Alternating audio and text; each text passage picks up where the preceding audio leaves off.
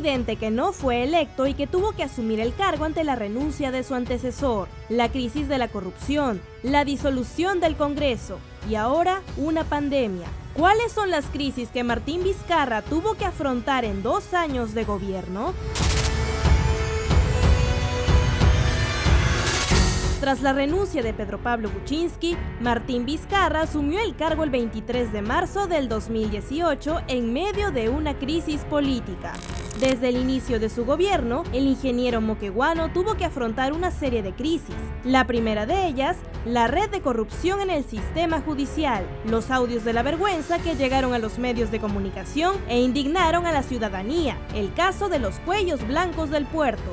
Si ayer fue un Vladivideo, hoy son los audios que nos regresan a ese momento y nos muestran lo más vulgar de la corrupción.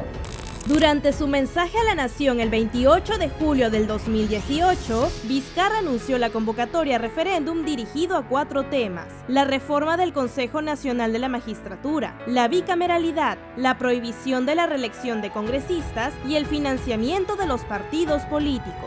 El Congreso en ese momento dilató las iniciativas del legislativo al no elaborar los dictámenes necesarios.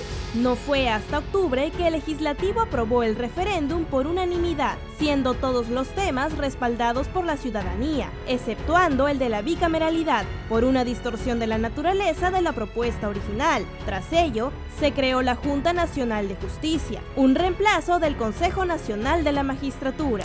Entre otros escándalos, Vizcarra tuvo que lidiar con la fuga de César Inostroza y las cuestionadas decisiones de Pedro Chávarri, uno de sus principales detractores, de destituir a los fiscales encargados de la investigación de los casos de corrupción de Odebrecht y OAS.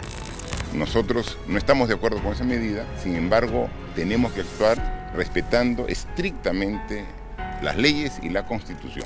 Al cumplirse el primer año de su gobierno, César Villanueva renunció a su cargo de presidente del Consejo de Ministros y entró el gabinete del Solar. Durante este segundo año, el gobierno de Martín Vizcarra envió una serie de propuestas relacionadas a la reforma política, entre ellas el levantamiento de la inmunidad parlamentaria por parte de la Corte Suprema, proyecto que posteriormente fue archivado por la Comisión de Constitución, liderada por Fuerza Popular. La Comisión Permanente también rechazó las recomendaciones para sancionar al exfiscal de la Nación, Pedro Chávarri. Un descarado blindaje en palabras del presidente. Tras estas negativas del Parlamento al Ejecutivo, Del Solar planteó cuestión de confianza, la cual fue aprobada al día siguiente por la mayoría de los congresistas. El 28 de julio de 2019, y tras el dictamen aprobado por la Comisión de Constitución que establecía que la inmunidad parlamentaria seguía siendo potestad del Congreso, Martín Vizcarra anunció el adelanto de elecciones, proyecto que meses más tarde también sería archivado por la misma comisión, presidida por la entonces congresista Rosa Bartra.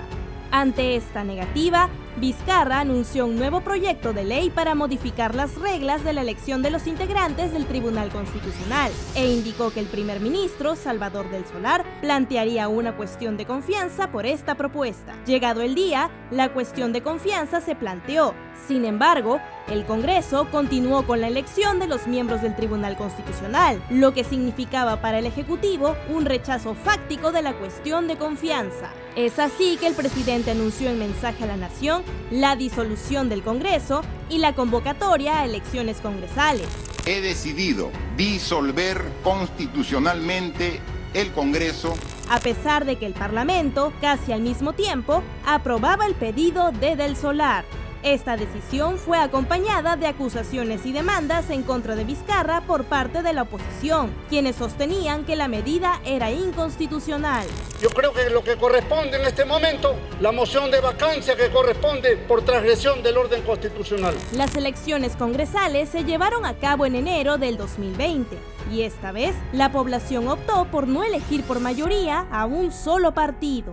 Meses más tarde, la noticia de una epidemia de coronavirus originada en China cobraría más fuerza alrededor del mundo. No sería hasta el 6 de marzo que el presidente Martín Vizcarra, en un mensaje a la nación, anunciaría el primer caso confirmado de COVID-19 en el Perú.